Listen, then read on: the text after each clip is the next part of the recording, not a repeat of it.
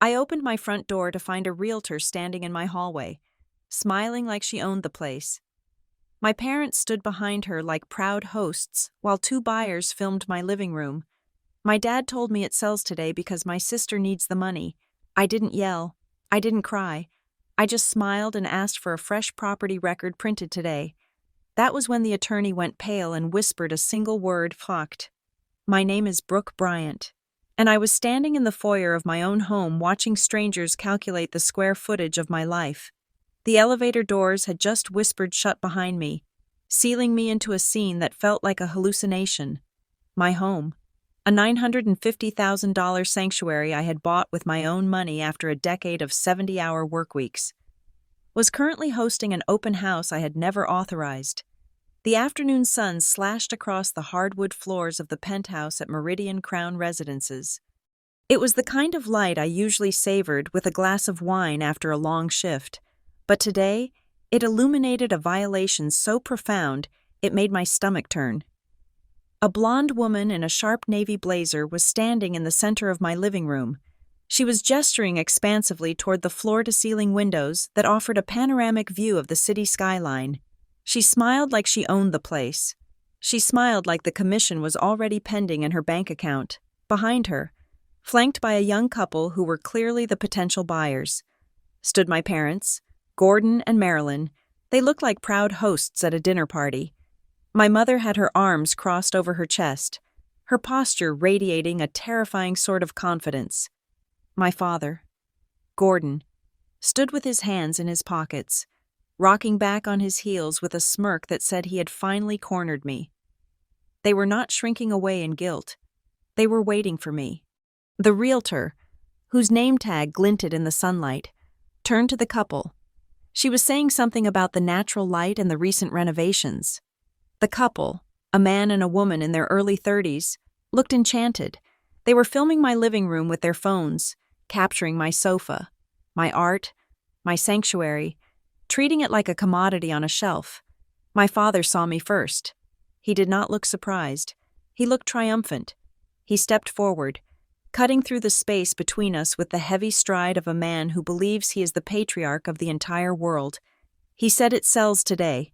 He said, "Your sister needs the money." The words hung in the air, heavy and absurd. Jillian, my younger sister, the golden child who had never been told no and had never paid a bill on time in her life.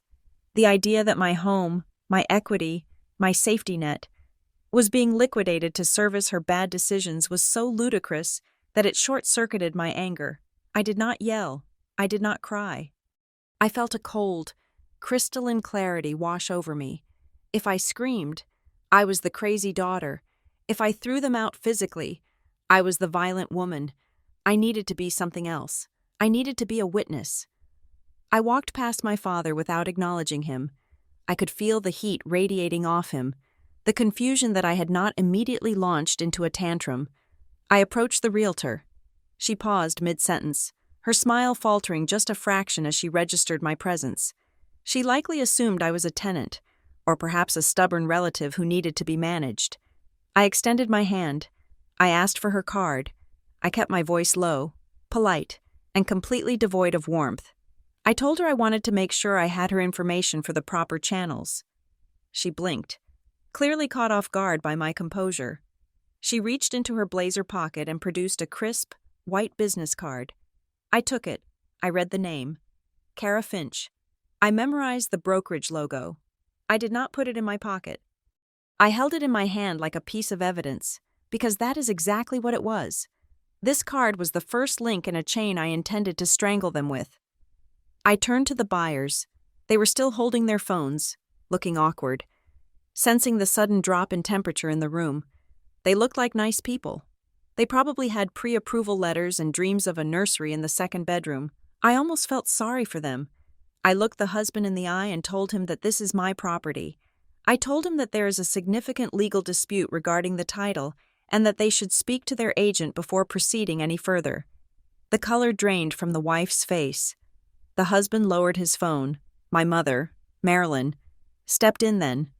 She laughed, a brittle, high-pitched sound that grated against the walls.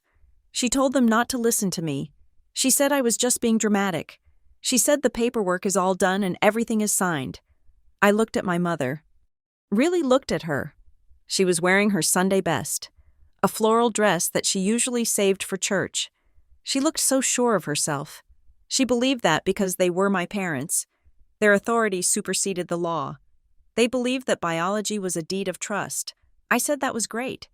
I told them I would see them at the lawyer's office. I did not wait for a response. I turned back toward the elevator. I had seen enough. I had the realtor's name.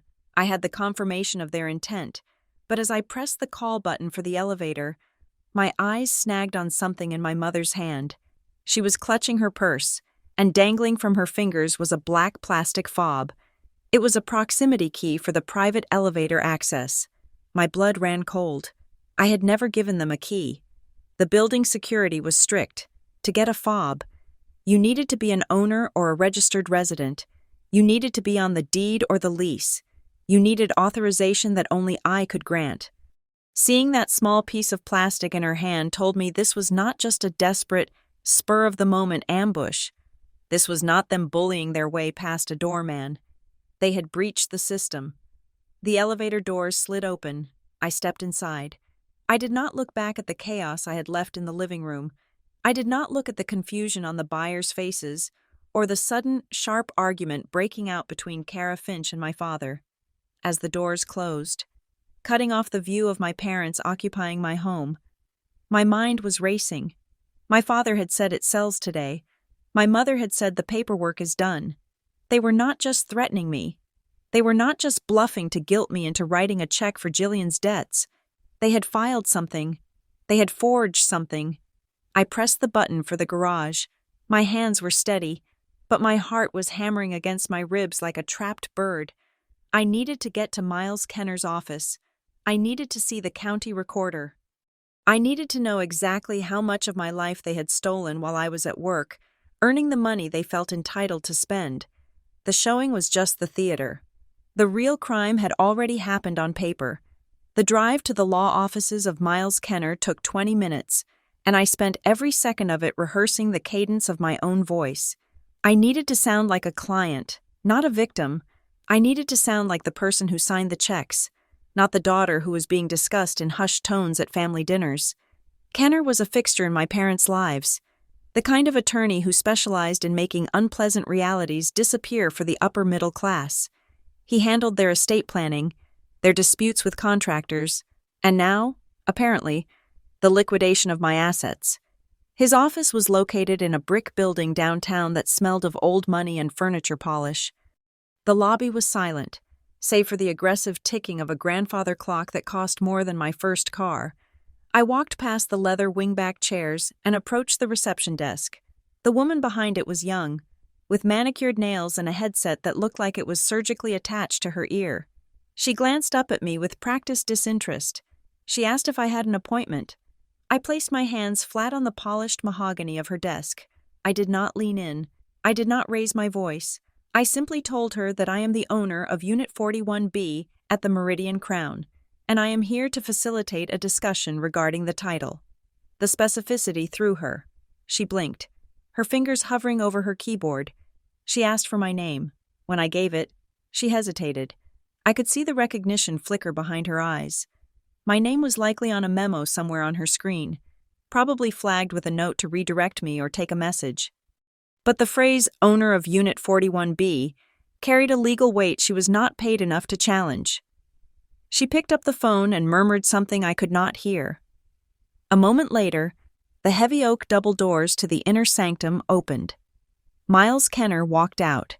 He was a man in his 60s who wore three-piece suits to hide a softening midsection. He had a face that was permanently set in an expression of patronizing sympathy. He approached me with his hands clasped, offering a smile that did not reach his eyes. He looked like the adult in the room coming to collect a wayward child. He said, "Brooke." He said he was surprised to see me. He tried to guide me toward a side conference room, away from the main corridor, but I stood my ground. I told him we were not going to the conference room. I told him we were going to his office. He paused, assessing me. He was used to the version of me my parents described the stubborn daughter, the one who didn't understand how families helped each other. He was not used to the woman who managed high-stakes contracts for a living. He gestured for me to follow him, his smile tightening at the edges. His office was a shrine to his own ego, degrees framed in gold, photos of him shaking hands with local politicians, and a desk that was wide enough to land a small aircraft on. He sat down and gestured for me to take the client chair. I remained standing. I reached into my pocket and pulled out the business card Kara Finch had given me less than an hour ago. I placed it on the center of his desk. It made a sharp, deliberate sound against the wood. I told him to look at it. Kenner glanced at the card, then back at me. He sighed. The sound of a man whose patience was being tested by trivialities. He said that my parents were just exploring options. He said that Jillian was in a difficult spot, and they were trying to be creative with solutions. He spoke as if selling my home was a creative solution, like rearranging furniture. I cut him off. I told him I did not care about the narrative. I told him I wanted one thing, and I wanted it right now. I demanded a fresh printout of the property record for my penthouse. Dated today, time-stamped right now. Kenner leaned back in his leather chair. Crossing his hands over his stomach, he gave me a look that was almost pitying. He said there was no need for that. He assured me the title was clean. He said the paperwork was drafted, but nothing had been finalized yet, so the record would just show what we already knew. He was trying to bore me into submission. He was trying to drown me in procedure so I would get tired and go home. I leaned forward, placing my knuckles on the edge of his desk. I told him that if it is clean, then printing it should be the easiest billable minute of his day. I told him to print it. The silence that followed was heavy. Kenner looked at me, really looked at me, and saw that I was not going to leave. He saw that if he refused, I would make a scene that would carry out into the lobby and disturb his other paying clients. He swiveled his chair toward his computer monitor. I heard the click of his mouse. I heard the tapping of keys as he logged into the county recorder's portal. I watched his face. I watched the reflection of the screen in his glasses. He navigated to the search bar. He typed in the parcel number. I knew he had it memorized. He hit enter. For a few seconds. The only sound was the hum of the hard drive. Then, Kenner froze. His hand stopped moving on the mouse. His posture, which had been relaxed and arrogant, suddenly went rigid. He leaned in closer to the screen, squinting as if the text might change if he looked at it harder. His mouth opened slightly, then closed. The color drained from his face, leaving his skin a pasty, grayish tone. He whispered a single word. Locked. I felt a jolt of electricity run down my spine. I had expected to see a pending transfer. I had expected to see a lien, but locked was different. Locked was nuclear. I asked him what he meant. He didn't look at me. He was still staring at the screen, his mind racing to catch up with the reality in front of him. He said there is a fraud hold on the title. He said no transfers are allowed. He said the system has completely frozen the asset. I did not smile. I did not celebrate. This was not a victory. This was a crime scene. I asked him the most important question in the world.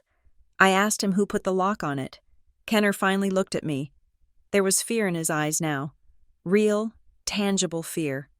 He was an attorney who facilitated gray area transactions for wealthy families, but he was not a man who wanted to go to prison. He checked the timestamp on the screen. He said the lock appeared 40 minutes ago. I did the math in my head. 40 minutes ago was exactly when my parents were standing in my living room, smiling at the buyers. It was right before the showing started. I told him what that meant. I said that a lock does not just appear out of thin air. I said that the county recorder's office only locks a title when a document is submitted that triggers an automatic fraud alert.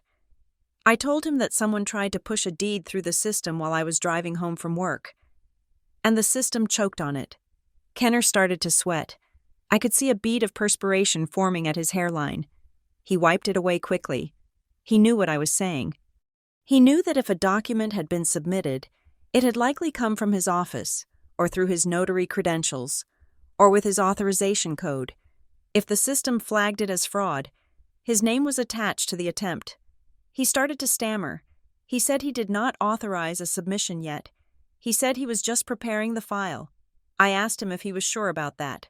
I asked him if he was sure my mother did not come in here and ask a paralegal to expedite something. I asked him if he was sure he had control over his own firm. He opened his mouth to answer, but the sound of the lobby door opening cut him off. We both heard voices, loud, confident voices. I recognized the heavy footsteps. I recognized the laugh. The door to Kenner's office burst open without a knock. My father, Gordon, strode in, looking like a man who had just won a championship game. My mother was right behind him, clutching her purse, her face flushed with the excitement of what she thought was a successful showing. They did not see me immediately. My father looked straight at Kenner, beaming. He said the buyers loved it. He said we are ready to move. He said get the papers ready for signature because we are closing this deal tonight. Kenner did not smile back. He looked like a man watching a train collision.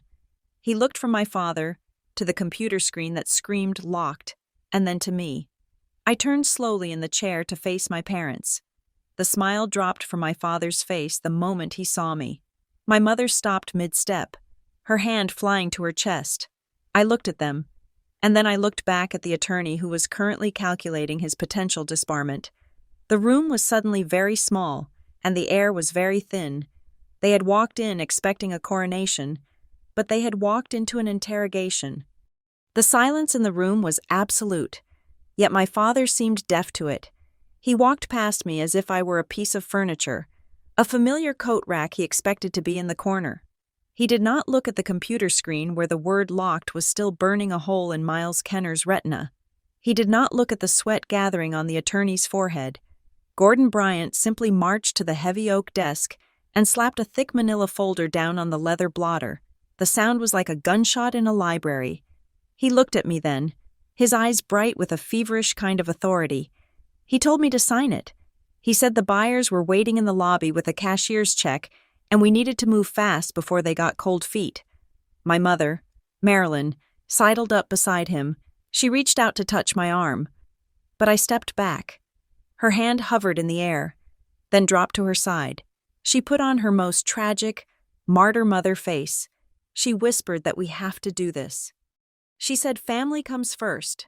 Brooke. She said surely I understood that. I looked at the folder. I looked at their desperate, expectant faces. They truly believed that if they just applied enough pressure, I would fold. They thought I was still the teenager who was afraid of disappointing them. I did not scream. I did not ask them how they could sleep at night. I did not engage in the moral debate they were trying to provoke. Morality is subjective. Math is not. I looked my father in the eye and asked a question that I knew would cut through the fog. I asked him how much the debt was. I told him to say the number. Gordon blinked. He straightened his tie, looking offended. He told me it was not my business. He said these were adult matters and I should just trust that they were handling it. I laughed. It was a dry, humorless sound. I told him that from the moment he unlocked my front door and invited strangers to walk on my floors. He made it my business. I told him he was trying to sell my asset to pay a bill I did not run up, so he was going to tell me exactly how much that bill was. He set his jaw, refusing to speak, but my mother could never handle silence. She started to wring her hands. Her eyes darted between me and the folder. She murmured that it was about $210,000. She paused, and then added that it might be a little more with the interest. $210,000. The number hung in the air. It was a staggering amount of money for someone like Jillian to lose. It wasn't a credit card bill. It wasn't a student loan. That was shark money. That was deep, dangerous debt. I nodded slowly. I asked Kenner to give me the file. The attorney hesitated. He looked at Gordon, who was glaring at him, silently commanding him to keep the papers out of my hands. Then Kenner looked at me. I reminded him that if those documents were being submitted under my name, regarding my property, then I had the absolute legal right to examine them. I told him that withholding them from the principal party would look very bad in front of the ethics board. Kenner made a choice. He slid the folder across the desk toward me. My father made a noise of protest, but I ignored him. I opened the file. The first page was the listing agreement. It was standard boilerplate. authorizing Kara Finch's brokerage to sell the property, but at the bottom, there was a signature. Brooke Bryant. It was written in blue ink. It looped and curved exactly the way my signature did. It had the same sharp incline on the B and the same trailing T at the end. It was impressive. It was also a lie. I looked closer. The ink was uniform. The pressure was too consistent. When people sign their names, there are micropauses, variations in pressure where the pen lifts or presses harder. This signature was smooth. It was fluid. It looked like it had been traced against a light box by someone with a steady hand. I flipped the page. The sales contract. Another signature. Another perfect forgery. I flipped again. The power of attorney. This was the key. This was the document that supposedly gave them the right to act on my behalf. It was notarized. There was a stamp, a seal, and a signature from a notary public named David Vance. I looked at the commission number on the stamp. It was a string of digits that meant nothing to a layman, but everything to a lawyer. I looked up at Kenner. I asked him if he had verified the notary. Kenner shifted in his chair. He started to say that the documents were provided by my parents, and he assumed they were in order. I cut him off. I asked him yes or no. Did he call the state commission to verify that David Vance was an active notary and that he had actually witnessed this signature? Kenner looked down at his hands. He whispered no. He admitted he had not. My father slammed his hand on the desk. He shouted that this was ridiculous. He shouted that I was wasting time and the buyers were going to leave. He told me to stop playing detective and just help my sister. I ignored him. I turned the page of the power of attorney. I found the clause I was looking for. It was buried in the middle of a paragraph about emergency powers. The text read, "Owner is currently unreachable and incapacitated due to travel, requiring urgent action to preserve financial stability." I read the sentence out loud. My voice was calm, but it filled the room. Owner unreachable. I looked at my mother. She flinched. I looked at my father. He looked away. I looked at Kenner. I told him that was interesting. I told him it was very interesting that I was unreachable, considering I was sitting right here in his office, less than 5 miles from my home, completely reachable and very much capacitated. I closed the folder.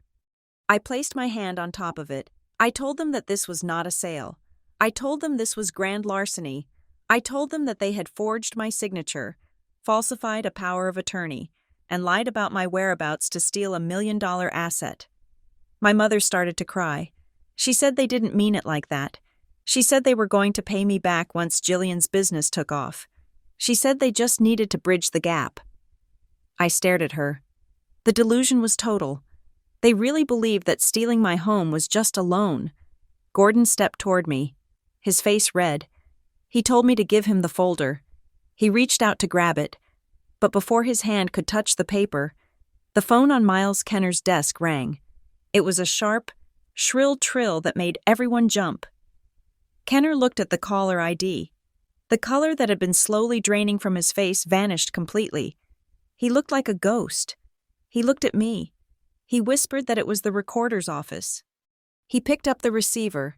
His hand was shaking. He said hello. I watched him listen. I saw his eyes widen.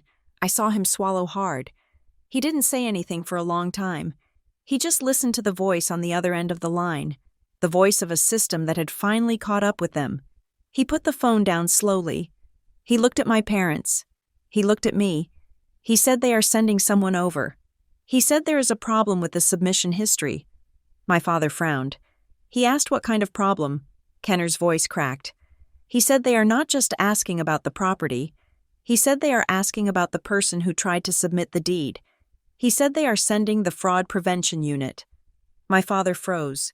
For the first time since I had walked into the apartment. For the first time in my life. I saw the arrogance evaporate from Gordon Bryant's face. He looked at the door, and then he looked at the folder under my hand. He realized, finally, that the lock I had told him about was not a glitch. It was a cage, and he had just walked right into it.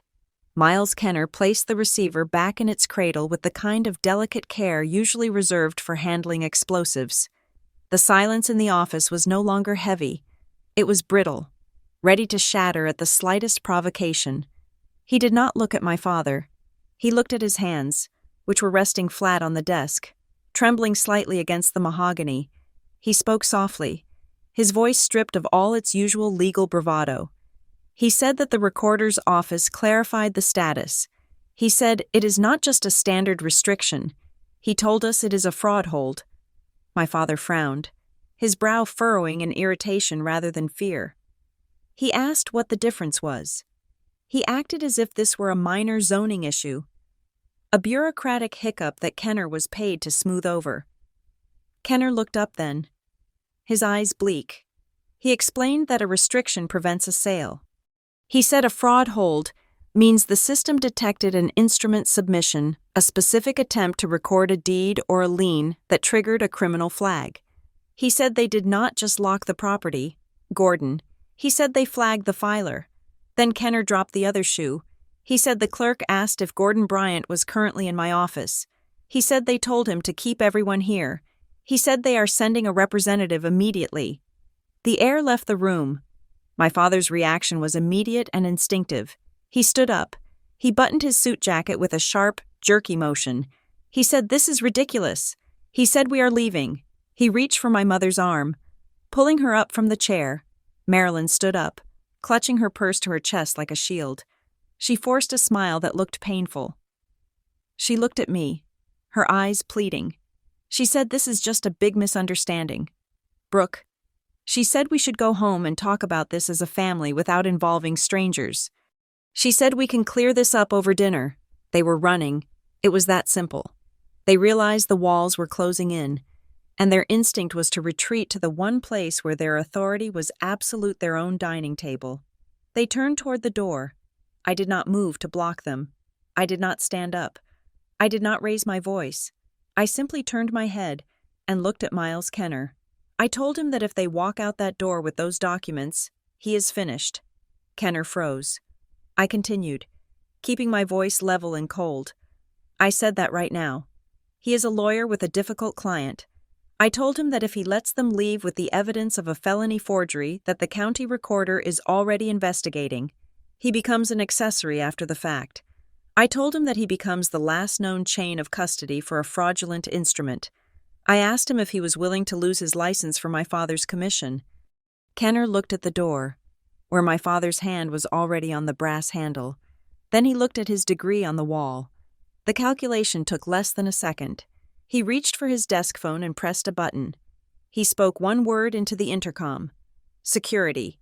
My father ripped the door open, but 2 uniformed security guards were already stepping out of the elevator bank down the hall. They were not the sleepy night watchman type. They were corporate security thick necks, serious faces, and utility belts that creaked as they walked. They moved with a procedural indifference that was far more terrifying than aggression. Kenner stood up. He told the guards that nobody leaves this floor until the county representative arrives. Gordon turned back to Kenner, his face turning a dangerous shade of purple. He shouted that this is false imprisonment. He shouted that he is a paying client, and Kenner had no right to hold him. He pointed a finger at the guards and told them to step aside, or he would sue the building management. The lead guard, a man with a buzz cut and a name tag that read Alvarez, did not even blink. He did not engage with my father's anger. He did not care about my father's threats. He simply positioned himself in the doorway, blocking the exit with his physical presence. He said calmly that they had a request from the county recorder to secure the premises regarding a fraud alert. He said nobody is under arrest, sir, but nobody is leaving until the officer clears it. My father sputtered. He looked around for an ally, but there were none. The power dynamic had shifted violently. In our family home, Gordon Bryant was the king, and his word was law. But here, in the cold light of a corporate office under investigation, he was just a suspect in a suit. I took my phone out of my pocket. While my father argued uselessly with the wall of security, I opened my messaging app. I found the contact for the property manager at Meridian Crown Residences. I typed a message. I was precise. I requested that they immediately preserve the security camera footage from the lobby. The hallway of the 41st floor, and the interior of the private elevator from 1 o'clock this afternoon to 2 o'clock. I told them to flag it for law enforcement. I hit send. I watched the delivered status appear. A moment later, read. I looked up at my parents. They were huddled near the door, trapped. My mother was whispering frantically to my father, patting his arm, trying to soothe him. I realized something profound in that moment. They were not afraid of me. They were not afraid of my anger or my betrayal. They had spent 30 years dismissing my feelings. They were afraid of the process. They were afraid of the guards. They were afraid of the timestamps. They were afraid of the official seals and the indelible records. They could bully a daughter, but they could not bully a fraud protocol. My mother looked over at me. She saw the phone in my hand. She saw the lack of sympathy in my eyes. She tried one last time to pull me back into their delusion. She walked a few steps toward me. Ignoring the guards, she lowered her voice to a conspiratorial whisper. She said, "Brooke, please." She said, "You are making this into something it is not." She said, "Jillian will be fine once the paper transfers." She said, "We just need to get the signature cleared and everything goes back to normal." I stared at her. I felt a chill that had nothing to do with the air conditioning. She had said it so casually. Once the paper transfers. She did not say, "If you sign." She did not say, "If you agree." She spoke of the transfer as an inevitability, a predetermined outcome that was only being delayed by my stubbornness. Even now, caught in a lawyer's office with security blocking the door, she believed they had the moral right to sign my name, in her mind. My property was just a family resource pool, and my autonomy was a technicality they could override for the greater good of their golden child. I did not answer her. There was nothing left to say to her. The elevator chimed in the hallway. The sound cut through my father's grumbling and my mother's pleading. The security guard stepped aside, parting like a curtain. A man walked in. He was not a police officer. He was not wearing a uniform. He was wearing a gray suit that looked like it had been bought off the rack, and he carried a black tablet in his hand. He looked tired. He looked like a man who spent his days staring at spreadsheets and catching people in lies. He stopped in the center of the room. He did not look at the view. He did not look at the expensive furniture. He scanned the faces in the room with eyes that were terrifyingly neutral. He looked at Kenner. He looked at my father. He looked at my mother. And finally, he looked at me. He asked who Brooke Bryant is. I raised my hand. I said, "That is me." He nodded. He tapped something on his tablet. He introduced himself. He said his name is Evan Mercado. He said he is from the Fraud Prevention Unit of the County Recorder's Office. His voice was dry, professional, and utterly devoid of warmth. It was the voice of the system arriving to crush the chaos. He looked at the folder on the desk. Then he looked at my father. He said they received a digital submission attempt 45 minutes ago for a property transfer regarding the penthouse at Meridian Crown. He said the biometric signature data did not match the owner on file. He stepped further into the room, effectively closing the trap. He said they were there to collect the physical instruments for forensic analysis. My father opened his mouth to speak, to bluster, to explain, but Mercado raised a single finger. It was a small gesture, but it silenced the room instantly. Mercado said he was not there to argue. He said he was there to verify. And then he turned his cold, flat gaze onto the notary stamp on the papers sitting on the desk. Evan Mercado did not sit down. He treated Miles Kenner's plush office not as a place of business, but as a crime scene that had not yet been taped off. He placed his tablet on the edge of the desk, the screen glowing with a dull, administrative blue light. He adjusted his glasses and looked at me. He asked me directly if I authorized the sale or transfer of Unit 41B at Meridian Crown Residences on this date. The question was binary. There was no room for "yes, but" or "it's complicated." It was the kind of question that strips away 30 years of family history and leaves only the legal skeleton underneath. I said no. Mercado nodded once. He did not write it down. He typed it into the tablet with a quick, percussive tap. He turned his attention to the business card I had placed on the desk earlier. The card of Kara Finch, the realtor. He picked it up by the corner, as if he wanted to avoid contaminating it. Though I knew he was just reading the license number, he noted aloud that there was third-party involvement. He said this was not a private transfer between family members. He said a brokerage was engaged. My father, Gordon, shifted his weight. He looked like a man trying to decide whether to attack or retreat. He cleared his throat loudly. He told Mercado that the realtor was just doing her job. He said she was under the impression that everything was in order because, frankly, it was supposed to be. He glared at me. Mercado ignored him. He reached for the manila folder that was still sitting under my hand. I lifted my hand, surrendering the evidence. Mercado opened the file to the power of attorney. He didn't read the text. He went straight to the bottom of the page, to the notary block. He stared at the stamp. He zoomed in on something on his tablet. Comparing the physical document to whatever database he was accessing, he said the system flagged this commission number immediately. Gordon scoffed. He waved a hand dismissively. He said it was a computer glitch. He said systems go down all the time. He said we should not be held hostage because of a database error. Mercado stopped typing. He looked up at my father. The expression on his face was one of mild curiosity, like a scientist observing a specimen that was trying to argue with a microscope. He said they do not argue, Mr. Bryant. He said they verify. Mercado pulled a sleek black smartphone from his pocket. He dialed a number. He pressed the speaker button and placed the phone on top of the open file, right next to the questionable stamp. The line rang once, twice, then a voice answered. It was an older man's voice, rough and slightly confused. Mercado identified himself. He said he was calling from the county recorder's fraud prevention unit. He asked if he was speaking to David Vance. The voice on the other end hesitated. He said yes. This is David. He asked what this was about. Mercado asked him to verify his notary commission number. He read the string of digits from the stamp on the document in front of us. There was a pause on the line.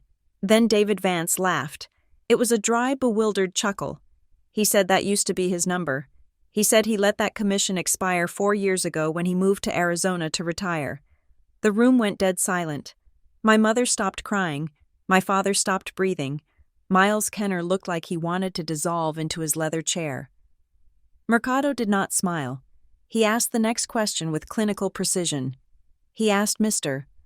Vance if he notarized a power of attorney document today, in this city, for a Gordon and Marilyn Bryant regarding a property owned by Brooke Bryant. David Vance said absolutely not. He said he was currently on a golf course in Scottsdale and had not touched a notary stamp since 2022. Mercado thanked him. He hung up the phone. The silence that followed was heavy enough to crush a lung. Mercado looked at my father. He spoke slowly, ensuring every word landed. He said that an expired commission number combined with a claim that the owner is unreachable is not a clerical error. He said it is a method. He explained that using an expired number is a common tactic because the number follows a valid format, so it often bypasses the initial automated scan by a distracted clerk. He said it only gets flagged if someone runs a specific cross-check against the active registry, which the automated system did today because of the high value of the asset. He looked at my mother. He said this was not a mistake, Mrs. Bryant. He said this was a strategy designed to bypass verification. Marilyn collapsed. It wasn't a physical faint, but her entire structure seemed to give way. She sank into the guest chair, burying her face in her hands. She started to sob, but it wasn't the manipulative crying she used to get her way. This was the terrifying, ragged sobbing of a woman who realizes the safety net has been cut. She had believed Gordon. She had believed him when he said he could fix it, that he knew how the world worked. Now she was sitting in a lawyer's office hearing a stranger explain exactly how they had planned to commit a felony. Gordon did not cry. He went completely still. I watched his eyes. They were darting around the room, moving from the door blocked by security to the tablet in Mercado's hand. He was no longer arguing. He was calculating. He was trying to figure out if there was a way to spin this, a way to blame a secretary, a consultant, or even me. But the silence from the speakerphone had been absolute. Mercado closed the folder. He picked it up. He turned to Miles Kenner. He told Kenner that he was seizing the originals as evidence under county fraud statutes. He said he would provide a receipt, but these documents were leaving with him. Kenner nodded vigorously. He looked relieved to have the physical proof of his own negligence removed from his desk. He said of course. He said he would cooperate fully. He was already distancing himself, mentally drafting the letter he would send to his malpractice carrier. Mercado tapped his tablet again. He said that based on the verified forgery and the attempt to transfer a deed of this value, he was required to file an immediate report with law enforcement. He said this was no longer just a civil matter regarding a title dispute. He said it was a criminal matter regarding instrument fraud. My mother made a sound like a wounded animal. My father looked at me. His eyes were cold, hard, and filled with a hate I had never seen before. He didn't see a daughter. He saw a snitch. I held his gaze. I did not flinch. I wanted him to see that I understood exactly what was happening. I wanted him to know that I was not doing this to him. He had done this to himself when he decided my signature was his property. Mercado finished typing his report. He prepared to stand up. The investigation regarding the Penthouse was concluded. The facts were irrefutable. The fraud was blocked. The locked status on my home would remain until a judge cleared it. But my asset was safe. I let out a breath I didn't know I was holding. It was over. And then, the tablet in Mercado's hand made a sound. It was a sharp, double-tone ping, a notification. Mercado stopped. He looked down at the screen. He frowned. He swiped across the glass, reading a new alert that had just popped up in red text. He went very still. He looked up, but this time, he didn't look at my father. He didn't look at my mother. He looked at me. He said there was another alert. I felt a confusion wash over me. I asked him what he meant. I told him we just locked the Penthouse. Mercado shook his head. He said it is not the Penthouse. He said the system just flagged a transfer attempt on a different parcel number. He looked at the data streaming across his screen. He said the transfer was initiated electronically 6 minutes ago. He asked me if I owned any other property. I started to say no. I was about to tell him that the Penthouse was my only asset, the only thing I had ever bought, but then Mercado read the name on the title associated with the new alert. He said the property is not in my name. He said it is listed under the name Maisie Bryant. The world stopped. Maisie, my niece. My sister Jillian's 7-year-old daughter. I stared at him. I couldn't speak. My mind was reeling, trying to connect the dots. Maisie didn't own property. She was a child. She was 7. And then, a memory hit me like a physical blow. A cabin. A small, run-down lake house 3 hours north that my grandmother had left in a trust. It wasn't worth much, maybe $80,000 on a good day, but it had been put in a custodial account. My grandmother had insisted on it. She didn't trust Jillian with money. She had set it up so the property was titled to Maisie, with a guardian assigned to manage it until she turned 21. I looked at my parents. Marilyn had stopped crying. She was staring at her lap, her hands trembling violently. Gordon was looking at the floor. His jaw clenched so tight I could see the muscle jumping in his cheek. They knew. Mercado looked at me, his voice urgent now. He asked who Maisie Bryant was. I whispered that she is my niece. She is 7 years old. Mercado looked at the screen again. He said the system flagged it because the transfer application matches the same notary commission number we just identified as fraudulent. He looked at my parents. The professional detachment was gone from his eyes. It was replaced by something darker, something that looked a lot like disgust. He said they are not just trying to sell your home, Ms. Bryant. He said they are liquidating the child's trust. Evan Mercado's words hung in the air, vibrating with a frequency that shattered the last remnants of my composure. He said there was a transfer attempt. He said it involved another asset, and he said the name on the title was Maisie Bryant. For a split second, my brain refused to process the information. It felt like a translation error. Maisie was 7 years old. She was a child who liked strawberry ice cream and still slept with a nightlight. She didn't have assets. She didn't have property records. She had a piggy bank, but then the memory hit me. It was a cold, sharp plunge into the past. The cabin. It was a small, weathered A-frame on a lake 3 hours north. My grandmother had bought it in the 80s, and when she passed, she had bypassed my parents entirely. She had bypassed Jillian, too. She had seen the way my sister burned through cash, the way my parents enabled her, and she had made a choice. She left the cabin in a custodial trust for Maisie, with strict instructions that it could not be touched until the child turned 21, and she had named me as the sole trustee. The blood drained from my face so fast I felt dizzy. I looked at Mercado. I told him that is impossible. I told him that property is under a guardianship structure. I said it is locked down tighter than the Penthouse. Mercado didn't blink. He swiped across his tablet, reading the data stream. He said that is usually true. Ms. Bryant. He said custodial accounts are difficult to breach. He looked up at me, his eyes narrowing. He said they are difficult to breach unless someone has the specific account identifiers, the trust tax ID, and the original grant deed to reference the parcel number. He paused. He asked me who knows the structure of that asset. He asked who has access to those numbers.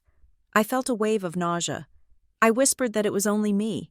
I said only the trustee and the lawyer who set it up. I said I have never even told Maisie about it yet. I turned slowly to look at my parents. Marilyn was white as a sheet. She was gripping her purse so hard her knuckles were translucent. But it was my father's reaction that turned my stomach. Gordon wasn't looking at me with guilt. He was looking at the tablet in Mercado's hand with genuine irritation. He was angry, not that he had stolen from a 7-year-old, but that the system had been rude enough to mention it. He muttered something under his breath. He said it was just an inquiry. He said they were just checking the value. Mercado heard him. He looked at my father with a gaze that could strip paint. He said the system does not flag inquiries. Sir, he said it flags submission attempts. He said someone tried to file a quitclaim deed to remove the custodial restrictions 6 minutes ago. I felt a rage so pure and hot it almost blinded me. The Penthouse was money. It was just brick and mortar. But the cabin. That was Maisie's future. That was the one thing my sister couldn't gamble away and my parents couldn't liquidate to fix their mistakes. I stepped toward them. My voice was trembling. But not from fear. I asked them how they knew. I asked them how they got the trust tax ID. I asked them how they found the deed when I keep the originals in a safety deposit box that they cannot access. Marilyn looked away.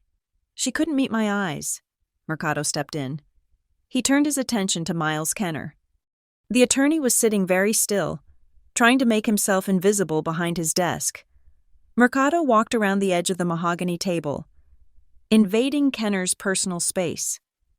He asked Kenner if he had a file for Maisie Bryant.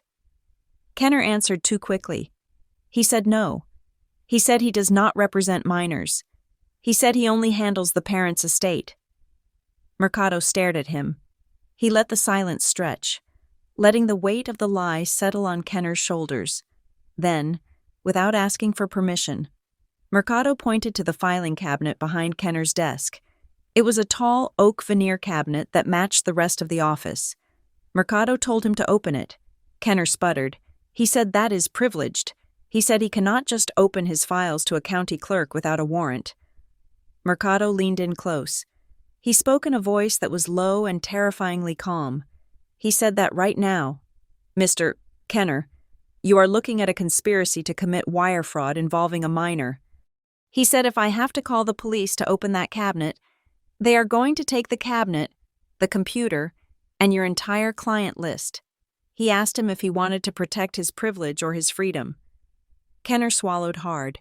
His hand shook as he reached into his pocket and pulled out a small key. He stood up.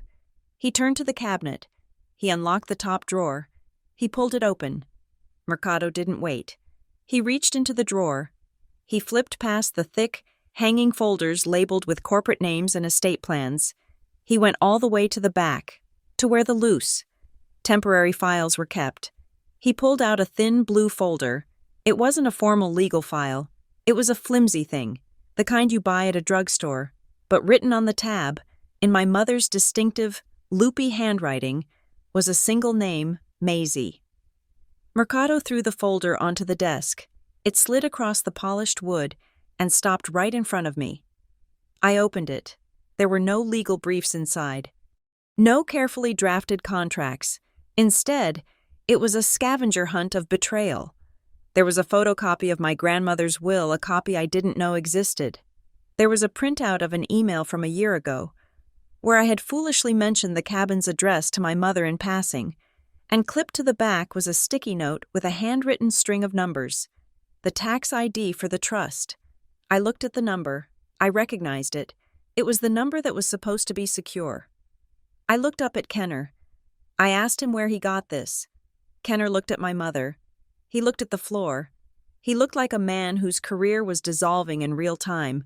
He whispered that Marilyn brought it in. He said she came in last week. He said she told him that I wanted to liquidate the cabin to help the family, but that I was too busy to come in personally. He said she gave him the numbers and asked him to draft the quitclaim. I felt the room tilt. Last week. They hadn't just panicked today because the buyers were at the door.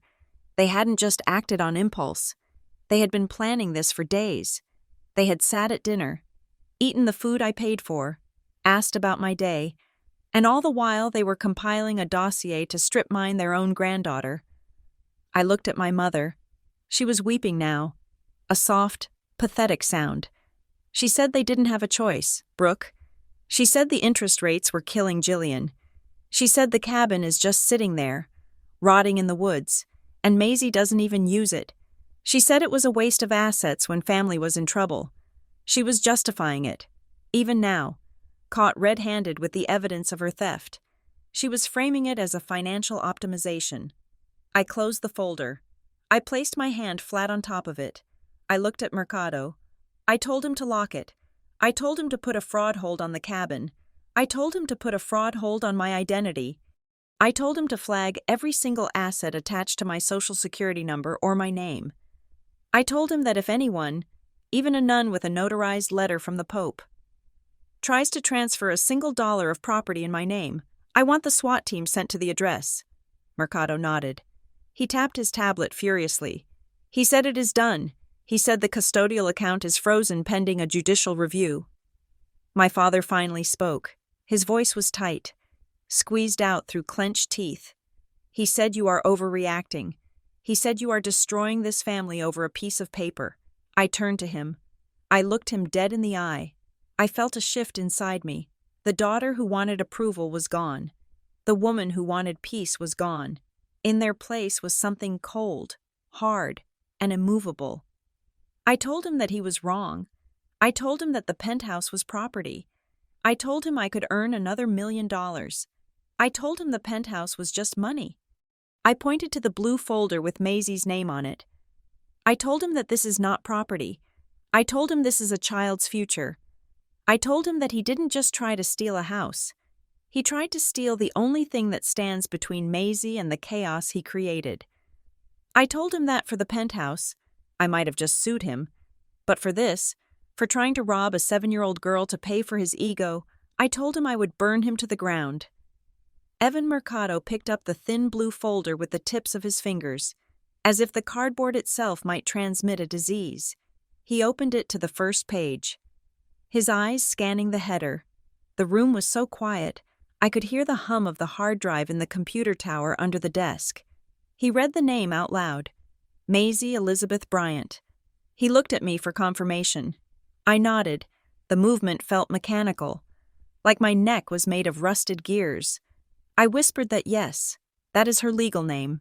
Mercado turned the page.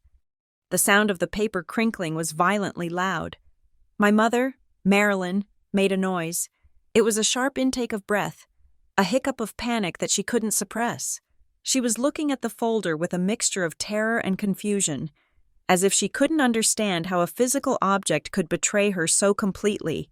Her hands were shaking in her lap, fingers twisting around the strap of her purse. She stammered. She said she didn't know. Her voice was thin, reedy. She said she didn't know it was illegal. She said Gordon told her to bring the file. My father turned on her with the speed of a striking snake. He didn't shout, but his voice was a lash. He told her to shut up. The command echoed in the room. It wasn't the way a husband speaks to a wife. It was the way a co-conspirator speaks to a liability. Marilyn flinched, shrinking back into her chair, her mouth snapping shut. But the damage was done. The dynamic was exposed. She was the courier, but he was the architect. Mercado ignored them both. He was entirely focused on the document in front of him. He laid it flat on the desk, smoothing out the crease with his palm. It was another power of attorney. I could see it from where I stood. It was identical to the one they had forged for my penthouse. The same font, the same spacing, the same dense paragraphs of legal jargon designed to intimidate anyone who read it. And at the bottom, the same notary block. Mercado pointed to the stamp. He didn't need to call the number this time. He didn't need to put David Vance on speakerphone. We all knew what the number was. He said it is the same commission number. He said it is the same expired credentials. He looked up at Miles Kenner. The attorney was pale, sweat glistening on his upper lip. Mercado asked him if he had drafted this. Kenner shook his head frantically. He said no. He said he had never seen the document inside the folder. He said Marilyn just handed him the file and told him the quitclaim was ready to be processed. He said he assumed Mercado cut him off. He said you assumed that a 7-year-old girl had signed a power of attorney. Kenner opened his mouth, then closed it. There was no defense for that. Mercado looked back at the folder. He tapped the page with his index finger. He stated that because this involves the assets of a minor. The fraud hold is no longer just a standard procedure. He said it is now a priority 1 protective order. He said the county is locking the custodial account immediately. He said that until a family court judge reviews this, that cabin is effectively a ward of the state. I felt a strange sensation in my chest. It wasn't relief. It was a cold, heavy realization that settled in the pit of my stomach. I whispered that they tried to take it from her. I said they tried to take everything. It wasn't just about money anymore. They had looked at a child, their own granddaughter, and seen a piggy bank to be smashed open. They had justified it to themselves. They probably told themselves she was too young to need it, or that they would pay it back before she turned 21. But the intent was predatory. Mercado flipped to the back of the folder. There was one last piece of paper clipped to the inside cover. It wasn't a legal document. It was a standard form from the United States Postal Service, a change of address request. I leaned in. I felt the blood draining from my face. The form authorized the redirection of mail for Maisie Bryant and Brooke Bryant. The new address listed was my parents' house.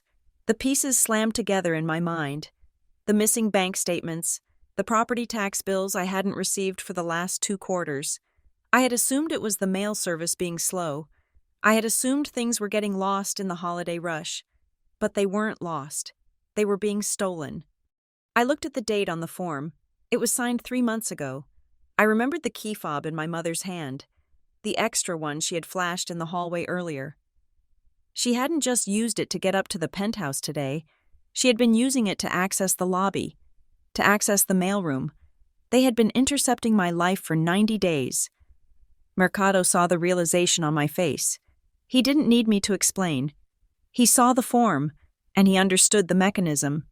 He looked at me, his expression grave. He started listing instructions, his voice clipping along with military precision. He told me to freeze the address change immediately.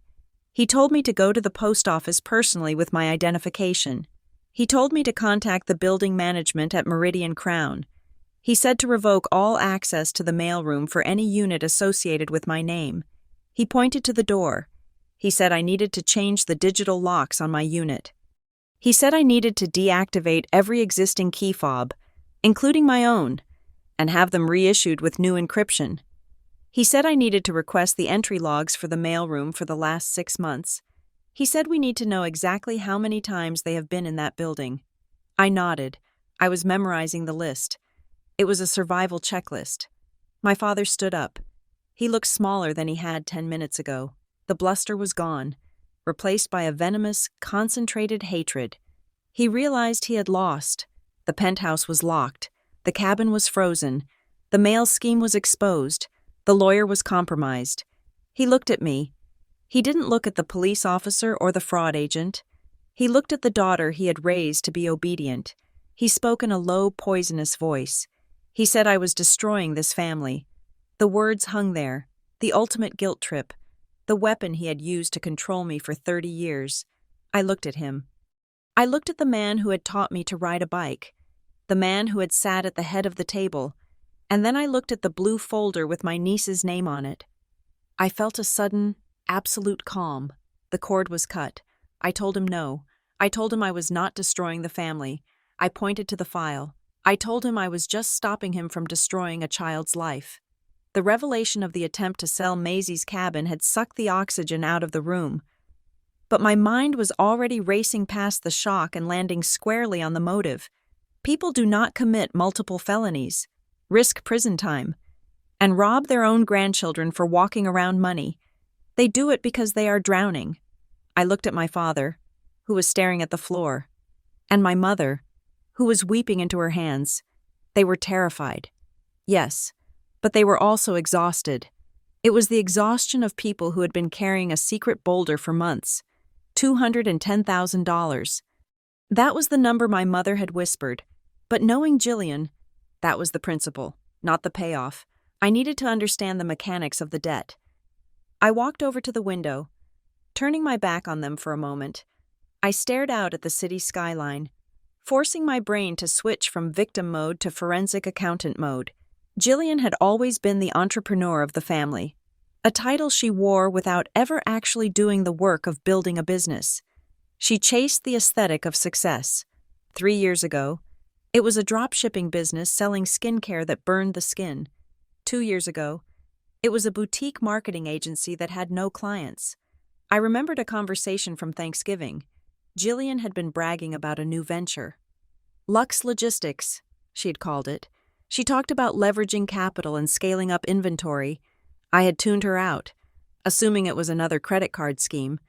But $200,000 wasn't credit card debt. That was a hard money loan.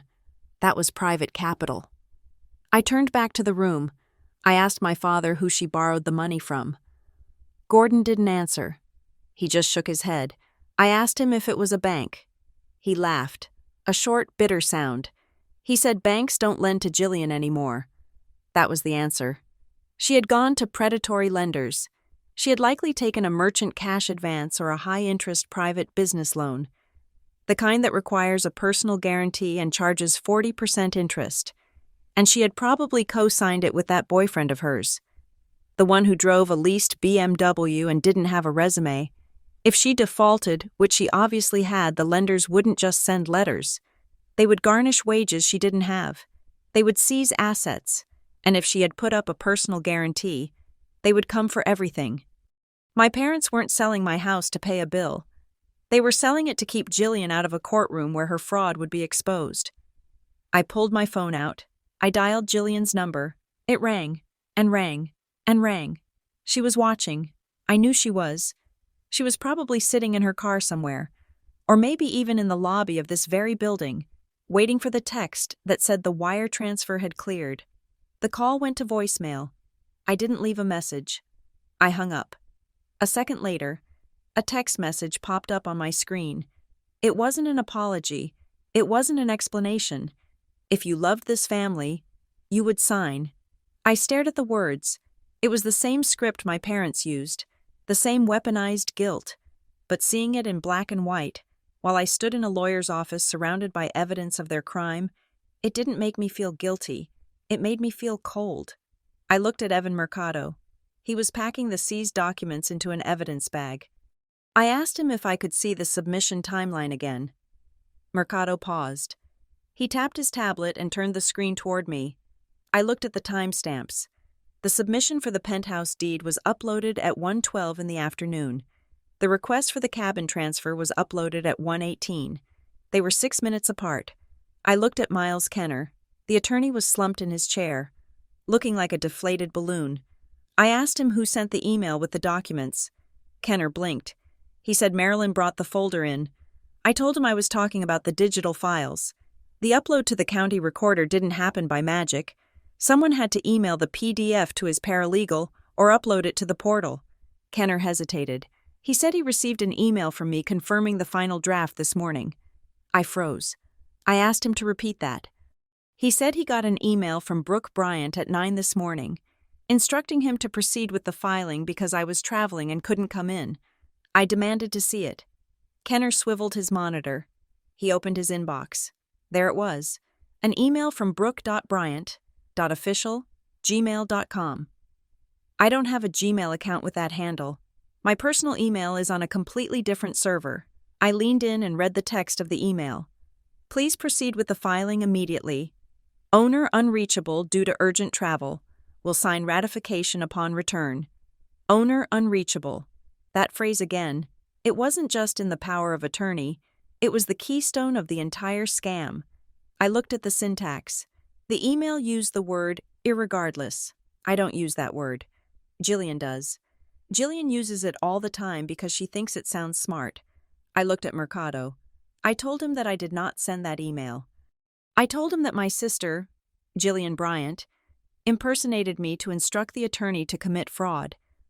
Mercado looked interested. He made a note on his tablet. He said he would need to subpoena the IP address of the sender, but that would take time. I didn't have time. I needed to know the full scope of the bleeding. I stepped away from the desk and made another call. This time, I called Mr. Henderson. He was the trustee my grandmother had appointed to manage the custodial account for the cabin. He was a 70-year-old man who took his job very seriously. He answered on the second ring. I asked him if anyone had contacted him regarding the cabin in the last week. Mr. Henderson sounded confused. He said yes. Actually, he said my mother had called 3 days ago. I felt a sharp pain in my chest.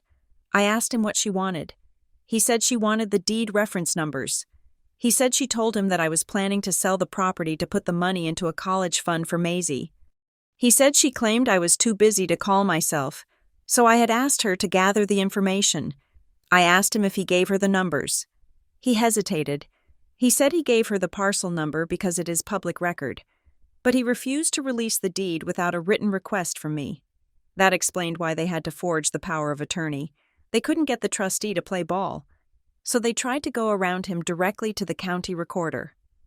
I thanked him and told him to lock everything down. I hung up. The picture was complete. This wasn't a desperate, last-minute scramble because the buyers were at the door. This was a coordinated, multi-front assault on my life. They had started with the mail 3 months ago to hide the evidence. Then they targeted the cabin because they thought it was a soft target. When the trustee blocked them, they moved on to the penthouse. They had impersonated me via email. They had forged my signature. They had compromised my lawyer. They weren't just trying to pay off a debt. They were trying to liquidate me. They viewed me not as a daughter or a sister, but as a harvestable resource. They were going to strip me of my home, strip my niece of her inheritance, and leave me to clean up the legal mess while they used the cash to plug the hole in Jillian's life. I looked at my parents. They were watching me. They saw the realization on my face. My father spoke up. His voice was weak, but defiant. He said they were going to pay me back. He said once the deal went through and Jillian got back on her feet, they would have made it right. I shook my head. I told him that was the biggest lie of all. You cannot pay back a house you sold to strangers. You cannot pay back a trust fund you dissolved. I turned to Mercado. I asked him what happens next. Mercado said he files the report. He said the fraud hold stays. He said the police will be contacting me to give a formal statement. I nodded. That was the legal side. But I needed something else. I needed to make sure they couldn't spin this. I knew my parents, by tonight, they would be calling aunts and uncles, telling them I was having a mental breakdown, that I was cruel, that I had abandoned the family. They would try to control the narrative just like they tried to control my property. I wasn't going to let them. I decided then and there that I was going to make every single document public, the forged power of attorney, the fake email, the notary log. I would burn their reputation to the ground so that no bank, no lawyer, and no family member would ever trust them with a signature again. But there was one loose end. My phone buzzed again. It wasn't a text from Jillian this time. It was a notification from my bank. Security alert. Attempted access to safe deposit box. I stared at the screen, the safe deposit box where I kept the physical deed to the cabin and my birth certificate. I looked at my mother. I asked her who has the other key to the bank box. She went pale. I didn't need her to answer. I knew. I had given an emergency key to my father 10 years ago. When I went overseas for a job, I had forgotten about it. They weren't done. Even here, trapped in the office, the machine they had set in motion was still grinding forward. Jillian wasn't just waiting for the wire transfer. She was running the final leg of the race. I looked at Mercado. I told him we need to call the police. Now. I told him my sister's at the First National Bank on 4th Street, and she is trying to access a federally insured box with a stolen key. Mercado didn't hesitate. He picked up his radio. I looked at my father. I told him that he had better hope the police get to her before she opens that box. Because if she touches what is inside, she isn't just going to jail for fraud. She is going to jail for theft of federal property. My father closed his eyes. He knew it was over. But I wasn't done. I was going to watch the handcuffs go on. The atmosphere in Miles Kenner's office shifted from a civil dispute to a criminal investigation the moment Detective Holloway walked through the door. He was a man who looked like he had seen everything twice, wearing a rumpled suit that stood in stark contrast to the polished mahogany of the law firm. Evan Mercado briefed him quickly, his voice a low hum of facts and statutes. I stood by the window, watching my parents. They were no longer sitting together. My father was staring at the wall, his face a mask of defeat, while my mother sat hunched over, looking small and fragile. They were waiting for the handcuffs. But I wasn't done yet. I needed to make sure the cage was airtight before the lock clicked shut. I sat down at the conference table and opened my laptop. I wasn't going to rely on the police to gather the evidence. I was going to hand it to them wrapped in a bow. I needed to reconstruct the timeline with absolute precision. We had the showing at 1 o'clock. We had the submission to the county recorder at 1:12. We had the folder brought to Kenner's office a week ago. But there was a gap. I needed to know exactly how they had breached the physical security of my building to get the mail and the key fob. I sent an urgent email to the property management team at Meridian Crown. I copied my personal attorney, a shark named Sarah who specialized in litigation. Not estate planning. I requested the full access logs for my unit, the elevator camera footage, and the specific authorization record for the new key fob my mother was holding. The reply came back in 6 minutes. It was a spreadsheet attached to an email from the building manager, who sounded terrified. I opened the file. I scanned the lines. There it was. 3 weeks ago, a new key fob was issued to Unit 41B. The reason listed in the notes column was family guest/owner request. But the authorization column didn't have my signature. It had a note, verbal approval per M, Bryant/holiday gratuity. I felt a cold smile touch my lips. My mother hadn't hacked the system. She hadn't used high-tech spy gear. She had bribed the weekend concierge with a cash tip and a sob story about losing her key. It was so simple, so banal, and so incredibly arrogant. They relied on the fact that people want to be nice to little old ladies. They weaponized courtesy. I forwarded the email to Detective Holloway. I told him to add commercial bribery to the list. Now I needed to close the loop on the realtor. Kara Finch was still out there, probably frantically calling my father, wondering why the deal hadn't closed. I needed her to confirm the money trail. If I accused her, she would lawyer up. If I played the defeated daughter, she might just hand me the smoking gun. I picked up my phone and dialed Kara's number. I put it on speaker, loud enough for my parents and Kenner to hear. Kara answered on the first ring. She sounded breathless. She asked if everything was okay. And if we were ready to sign. I forced my voice to sound tired, resigned. I told her that there were some complications with the title, but we were trying to work through them. I told her that my father was very stressed about the fees. I asked her, just to clarify for the settlement statement, who had covered the initial listing costs and the staging fees, since I hadn't seen a bill yet. Kara exhaled, a sound of relief. She said not to worry about that. She said the administrative costs were already taken care of. She said a service called QuickDoc Solutions wired the funds last week. She said Jillian told her it was the family's holding company. I looked at Mercado. He was typing furiously on his tablet. I asked Kara who the contact was at QuickDocs. She said it was Jillian. She said Jillian was so helpful, getting all the paperwork organized so my parents wouldn't have to stress. I thanked her. I told her I would be in touch. I hung up. QuickDoc Solutions. It wasn't a holding company. It was a shell. I knew that name. I had seen a piece of junk mail with that return address on Jillian's kitchen counter months ago. It was the business she had started to process the loans she was drowning in. She was using the loan money to pay the realtor to sell my house to pay off the loan. It was a snake eating its own tail, and she was feeding it my assets. I looked at Miles Kenner. He was watching me with the eyes of a trapped animal. He knew what I had just done. I had just linked the realtor, the money, and the forgery directly to Jillian, and by extension, to the parents who enabled her. I turned to him. I didn't yell. I spoke with the calm, terrifying clarity of someone who holds all the cards. I reminded him that he was currently in possession of a file containing a fraudulent instrument regarding a minor's property. I told him that the Bar Association takes a very dim view of attorneys who facilitate the theft of custodial assets. I told him that right now. He looked like a co-conspirator. Kenner started to sweat. He asked what I wanted. I told him I wanted cooperation. I told him he was going to sign a sworn affidavit stating exactly when Marilyn brought that folder in, what she said, and that he had failed to verify the notary. I told him he was going to turn state's witness against his own clients to save his license. He looked at my father. Gordon stared back. But there was no help coming from that direction. Kenner looked back at me. He nodded. He said he would write it.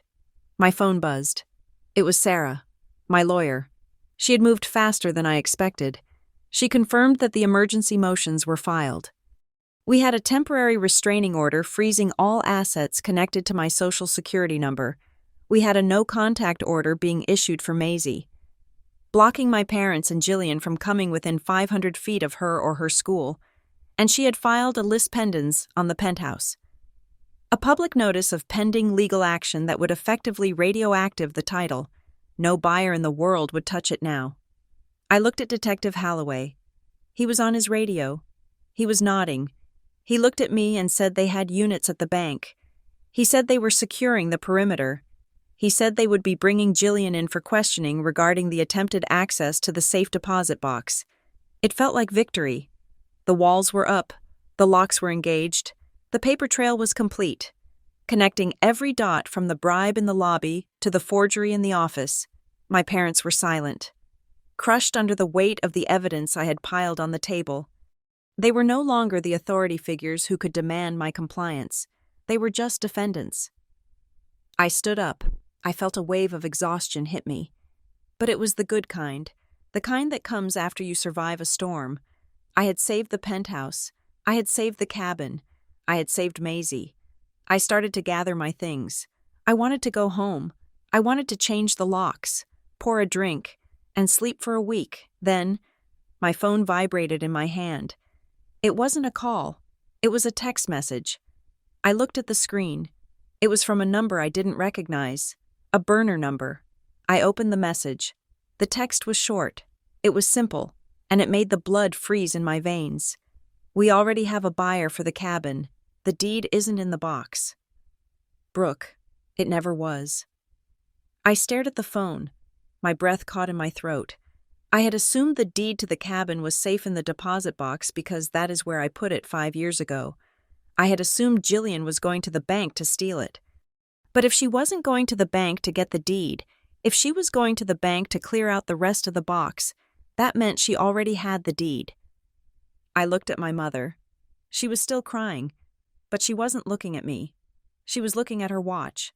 I realized then that the trap I had built was perfect, but I had closed it on the wrong leg. They knew I would go for the penthouse. They knew I would lock down the bank. They had sacrificed the queen to save the king. Jillian wasn't just desperate. She was ahead of me. I gripped the phone. The police were at the bank. The fraud unit was here, but the cabin was 3 hours away, sitting in the quiet woods, and someone was out there right now. holding a piece of paper that I thought was locked in a vault. I looked at Mercado. I told him we have a problem. He asked what it was. I showed him the text. I said they aren't trying to sell the cabin. I said they already sold it. The text message about the cabin was a bluff. It was a vicious, calculated lie designed to make me panic and drop the hold on the penthouse. But it failed for one simple reason. I had already locked the system. Jillian might have held the physical piece of paper she had stolen from my safety deposit box years ago using the key my father gave her. But a deed is worthless if the county recorder has flagged the parcel number for fraud. She was standing in a bank lobby trying to sell a stolen asset that the government had already frozen. 2 hours later, I sat across from her in a small, gray interview room at the precinct. She was not in handcuffs yet, but she looked cornered. My parents were in the hallway, arguing with a public defender because Miles Kenner had recused himself 5 minutes after the police arrived. Jillian looked at me with red, puffy eyes. She did not look like a criminal mastermind. She looked like my little sister who had gotten caught sneaking out past curfew. She tried to play the victim immediately. She pointed at the one-way mirror. She told the detective that she had no idea it was illegal. She said our parents told her it was family money. She said she was just doing what she was told to save the family from ruin. Detective Holloway did not buy it. He placed a file on the metal table. He opened it to reveal the email chain from the fake Gmail account. He pointed to the timestamp. He pointed to the IP address log. He told her that the email instructing the attorney to proceed because the owner was unreachable was sent from her laptop. He told her that the change of address form for my mail was filled out in her handwriting. He told her that the service fees for the realtor were paid by a shell company registered in her name. Jillian went silent. The "I was just following orders" defense evaporated when faced with the digital footprint of her own ambition. She wasn't a pawn. She was the player. I looked at her. I felt a profound sadness, but it was distant, like looking at an old photograph of someone I used to know. I asked her the only question that mattered. I asked her if she was planning to steal from me or from Maisie. Jillian looked up. Her lip curled. The mask of the victim slipped, revealing the entitlement that had been rotting her soul for a decade. She said, "It does not matter." She said Maisie is 7 years old. She said the kid does not need a lake house. She said she would inherit it eventually anyway. So what is the difference if we use the equity now? The room went dead silent. That was it. That was the confession. She had just admitted on record that she viewed her own niece's future as a liquid asset available for her immediate consumption. She had erased the line between stewardship and theft. Detective Holloway looked at the camera in the corner of the room. He stated for the record that the suspect had admitted to knowledge and intent regarding the liquidation of custodial assets.